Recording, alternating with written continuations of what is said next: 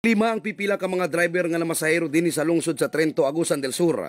Kini may kalabutan sa sistema og pamaagi diha sa ilang paglukat og permit aron nga mahimong legal sa ilang pagpamasada matag adlaw.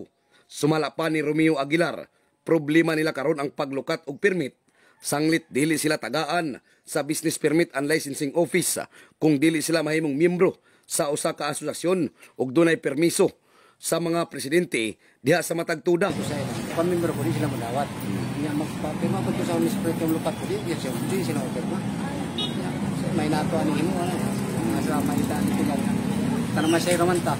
Ginabuhit ta sa itong panginabihan na taga daw itong pinag ito. Kada estudyante. Pinagita makapasayro, dapat ako tayo unispreto. Wala ako tatong financial ng taga daw. Dito ko sa pikas nga barangay nga Santa Maria Mangga.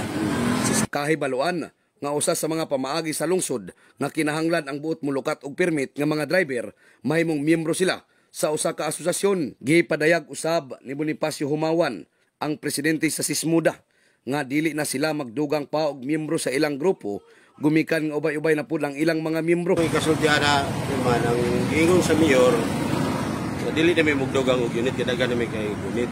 Usapod ang taga Santa Maria di pud sugot siya ay miyembro sa among asosasyon. Wala ko'y mahimo kaya ako na panisa niya, daghan man sila. Siya na ba nagsigig ng mga mapil sa amo, interview na muna siya sa una nga mag-meeting ni. Mapil ba ka, dili man daw siya, kaya di daw siya mamasahero.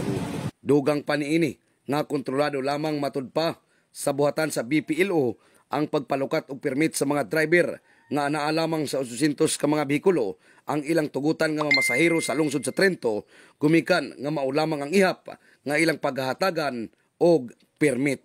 In the heart of changing lives, kini si Brigada Peter Loloy Abulok sa 105.5 Brigada News FM Trento, Agusan, The Music and News Authority.